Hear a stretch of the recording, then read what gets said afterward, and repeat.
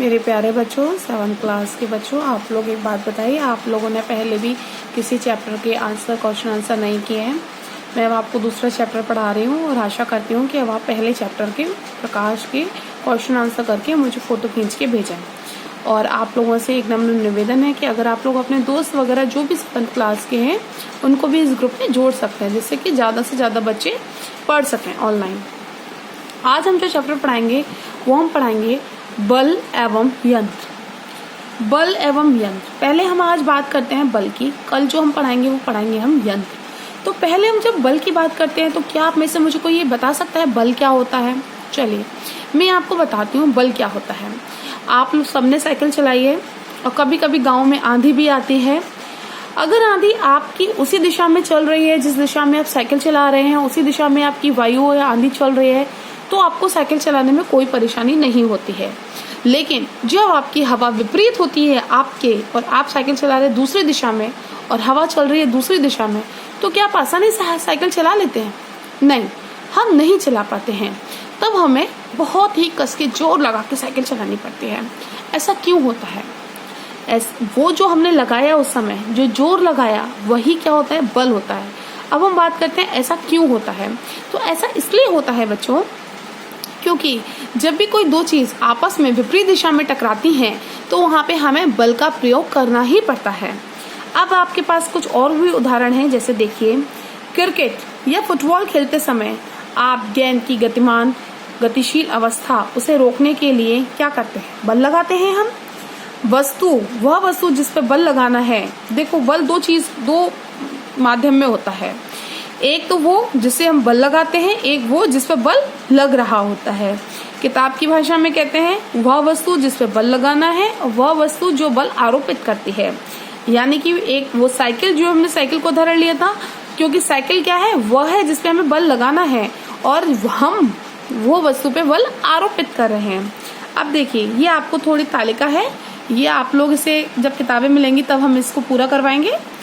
दरवाजे को खोलना या बंद करना, झंडे का फेरना, कुएं से पानी भरी बाल्टी को खींचना, सामान से लदी हुई ट्रॉली को चलाना। अब आपको इसमें बताना है कि किसने धक्का दिया है और किसने खिंचाव लिया है। अब हम बात करते हैं बल की परिभाषा की। बल वह कारक, धक्का या खिंचाव है जो एक वस्तु दूसरी वस्तु पे आरोपित करती है। मतलब क्या हुआ? फिर से पढ़िए। बल वह कारक, धक्का या खिंचाव है जो एक वस्तु दूसरी वस्तु पे आरोपित करती है। अगर हम साइकिल चला रहे हैं तो बल क्या है? जो हमने अपना दबाव, वह धक्का या खिंचाव जो हमने साइकिल पे दिया। किसने दिया? हमने दिया, तो एक वस्तु से दूसरी वस्तु पे आरोपित हुआ। ठीक है। जब भी कभी आपने बॉल खेली हो तो बॉल आपने उठा के हवा में उड़ाई है, तो बल क्या है? वो आपकी ताकत है, जो आप अपना हाथ गोल घुमा के बॉल को बहुत दूर फेंक देते हैं। वही ताकत, वह क्या है? बल है, जो आपके हाथ ने बॉल में दी है।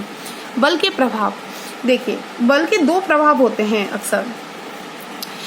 एक तो क्या होता है? बल लगाकर गतिमान वस्तु की दिशा में परिवर्तन किया जा सकता है।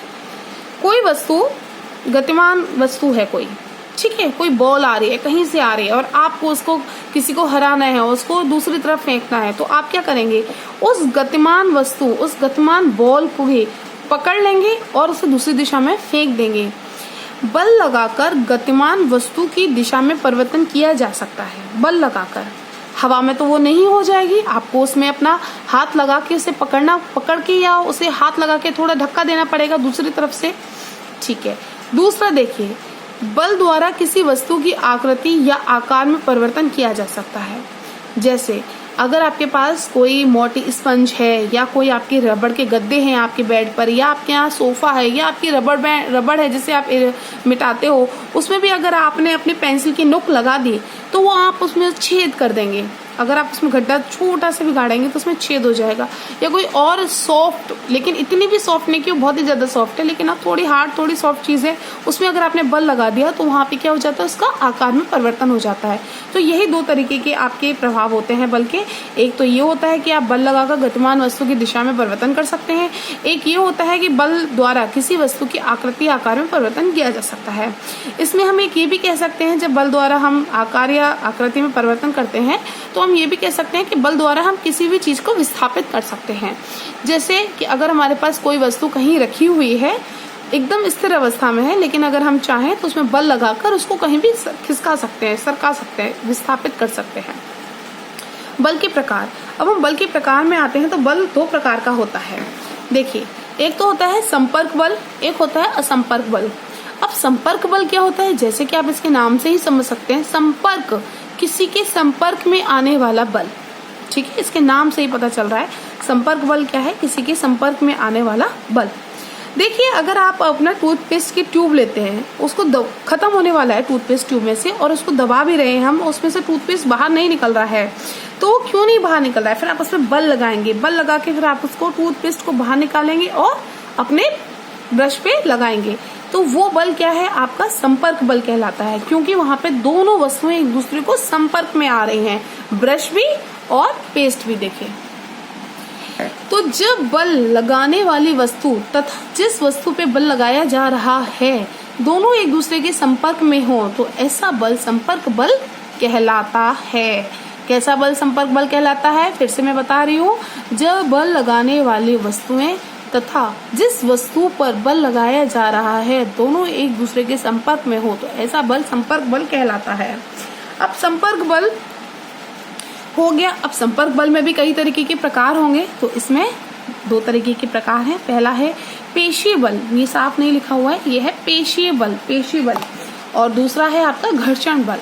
तो देखिए, पेशीय बल क्या होता है?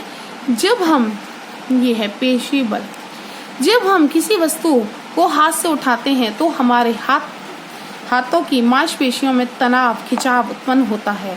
हाथ की मांसपेशियों पर उत्पन्न खिंचाव द्वारा वस्तु पर लगाया गया बल, पेशी द्वारा लगाए गए बल को, इसको हम क्या कहते हैं? पेशीय बल कहते हैं। जैसे कि आप देखिए, पेशीय बल क्या होता है? जब पेशीय बल ये है कि जब हमारे हाथों की मांसपेशियों पर खिंचाव उत्पन्न हो, जैसे बहुत हमें साइकिल चलानी है, या हमें गाड़ी को धक्का देना है, बैलगाड़ी कीचड़ में फंस गई है और हमें उसे धक्का देना है, पानी से भरी बाल्टी हमें उठानी है, तो वो बल क्या होता है? पेशीय बल होता है। इसमें हम बहुत जल्दी थक भी जाते हैं, आप ऐसे भी समझ सकते हैं, ऐसा काम करने पे हम बहुत जल्दी थक जाते हैं। अब आता है घर्षण बल। घर्षण बल क्या होता है? घर्षण बल वो बल होता है जब आपने अचानक से देखा होगा कभी कभी, अगर आपके पैरों के नीचे केले का छिलका आ जाता है तो हम गिर जाते हैं, या अगर हम चिकने फर्श पे चल रहे होते हैं और नीचे थोड़ा सा भी पानी होता है, चिकनाई होती है, तो भी हम गिर जाते हैं। या कैरम बोर्ड हम खेल रहे होते हैं, उस पर हमने पाउडर डाल दिया तो हम गोटी मारेंगे तो हमारी गोटी आराम से चली जाती है, वो फिसलती है। ऐसा क्यों होता है? ऐसा सिर्फ और सिर्फ घर्षण बल के कारण होता है। इस बल को हम क्या कहते हैं? घर्षण बल कहते हैं। जब हम पैदल चल रहे हों और अचानक केले का छिलका हमारे पैरों के नीचे आ जाए और हम गिर जाएं, क्योंकि केले के छिलके में चिकनाहट होने के कारण घर्षण बल कम होता है। इसी प्रकार कैरम बोर्ड पे पाउडर छिड़कने पर बोर्ड पर घर्षण बल कम हो जाता है। फलस्वरूप जो उसकी गोटियां हैं वो कैरम बोर्ड पे फिसलने लगती हैं, तो जब चिकनाई होती है वो घर्षण बल को कम कर देती है। अब आइए, आप देख सकते हैं, किन्हीं दो सतह के संपर्क तलों के बीच सापेक्ष गति का विरोध करने वाले बल को क्या कहते हैं? घर्षण बल कहते हैं। किन्हीं दो सतह के संपर्क तलों के बीच सापेक्ष गति का विरोध करने वाले बल को हम क्या कहते हैं? घर्षण बल कहते हैं। अब हम बात करेंगे असंपर्क बल की। बल हमने कितने प्रकार के पढ़े? दो प्रकार के पढ़े। संपर्क बल, संपर्क बल में हमने क्या पढ़ा? हमने पढ़ा पेशीय बल, जो कि हमारी मांसपेशियों में दबाव डालता है, और दूसरा हमने क्या पढ़ा? घर्षण बल पढ़ा। घर्षण बल में हमने क्या पढ़ा? घर्षण बल क्या होता है? घर्षण बल वो बल होता है जो किन्हीं सतह के संपर्क तलों के बीच सापेक्ष गति के विरोध करने वाले बल को क्या कहते हैं? घर्षण बल कहते हैं। अब हम पढ़ेंगे असंपर्क बल। असंपर्क बल देखिए तीन प्रकार के होते हैं: गुरुत्वीय बल, चुंबकीय बल, विद्युत बल। अब गुरुत्वीय बल क्या होता है? आप लोगों ने देखा होगा हमेशा कि कोई भी पेड़ होता है या कोई भी पौधा होता है, उसके फल या फूल हमेशा नीचे ही गिरते हैं। तो वो क्यों गिरते हैं? ये सबने आपने पुरानी क्लास में पढ़ चुके हैं। इसलिए गिरते हैं क्योंकि पृथ्वी के अंदर गुरुत्वाकर्षण होता है, और उस कारण वो पृथ्वी अपनी ओर सब वस्तुओं को आकर्षित करती है, और उसी बल को हम क्या कहते हैं? गुरुत्व बल कहते हैं। ठीक है, तो वो है हमारा गुरुत्वीय बल। चुंबकीय बल क्या होता है? चुम्मी के बल से भी आपने कई बार खेल करे होंगे कि चुम्बक मिल गई, आप उसे लोहे को अपनी ओर खींच रहे हैं, तो वो कौन सा बल होता है? चुम्मी के बल होता है। विद्युत बल क्या होता है? विद्युत बल वो होता है प्लास्टिक के पैमाने को सूखे बालों पे ये आपने एक्सपेरिमेंट कभी पता नहीं किया है कि नहीं किया है, लेकिन अगर आप करना चाहें तो ऐसे कर सकते हैं कि आपके पास कोई स्केल होगा प्लास्टिक का, आप उसे लेंगे और अपने सिर पे उसको अच्छे से रगड़ेंगे सूखे बालों पे, और रगड़ने के बाद में हल्के कागज के टुकड़े अपने मेज पे करके डाल देंगे। देखिए इस तरीके से कहीं भी डाल देंगे। अब आप उस पर स्केल लगाएंगे तो ये जो कागज हैं वो स्केल पे चिपकेंगे। ऐसा इसलिए होता है क्योंकि जो प्लास्टिक है वो हमारे सिर की रगड़ से उसमें विद्युत बल उत्पन्न हो गया है, तो वो कागजों को अपनी ओर आकर्षित करने लगती है, तो कागज हमारे स्केल पे चिपकने लगते हैं। अब हम बात करते हैं सबसे इम्पोर्टेंट बल, घर्षण बल, कि दैनिक जीवन में उपयोग क्या है और हानियां क्या है। देखिए कभी कभी घरों में, स्नान गृह में चिकनी फर्श पे रबड़ की चप्पलें पहनने से हम फिसल जाते हैं। ठीक है, ये इनके उपयोग भी नहीं है और हानियां भी नहीं है, लेकिन ये इनके एग्जाम्पल हैं। आपने देखा होगा बर्फ की सतह चिकनी होती है, फलस्वरूप बर्फ की सतह पर घर्षण बल भी कम हो जाता है, अतः हम उस पर साधारणतः चल या दौड़ नहीं पाते हैं। घर्षण बल के कारण ही लोगों का चलना, दौड़ना, उठना आदि क्रियाएं संभव होती हैं। ये इसके उपयोग हैं। पेंसिल और कागज के बीच घर्षण बल के कारण ही लिखावट संपन्न हो पाती है। माचिस की तीली को जब माचिस की सतह पर रगड़ा जाता है तो घर्षण बल ही उत्पन्न होता है, तभी वो जल पाती है। इसी तरीके से आगे और है, घर्षण बल की हानियां क्या है। घर्षण बल के कारण वाहनों के पहियों में टायर क्या है, घिस जाते हैं। जमीन और जूते के बीच घर्षण बल के कारण हमारे जूते भी नीचे से तलवा घिस जाता है। और गर्मी में के दिनों में तेज हवा के कारण पेड़ों की सूखी डालियां अथवा पत्तियों के बीच घर्षण बल कम के कारण जंगलों में आग भी लग जाती है। और घर्षण बल के कारण ही भिन्न प्रकार की मशीनों के कल पुर्जे घिस घिस कर टूट जाते हैं, जिससे किसी भी समय भारी खतरा उत्पन्न हो सकता है। घर्षण बल को अधिक करने के उपाय क्या होते हैं? आपने कभी सोचा है कि पहियों के टायरों में छोटे छोटे खांचे क्यों बनाए गए हैं? इसलिए ही बनाए गए हैं जिससे कि वह फिसले नहीं, उसके मध्य घर्षण बल बढ़ा रहे, क्योंकि जब घर्षण बल कम हो जाता है तभी हम गिरते हैं। घर्षण बल कम करने के उपाय क्या हैं? आपने देखा होगा कि मशीनों की कल पुर्जों को घिसने एवं टूटने से बचाने के लिए उनके संपर्क तल के बीच स्नेह ग्रीस या तेल डाला जाता है। वो भी इसलिए ही डाला जाता है जिससे कि घर्षण बल कम किया जा सके। अब आज की क्लास यहीं पे ख़त्म होती है। कल मैं आपको पढ़ाऊंगी मशीनें।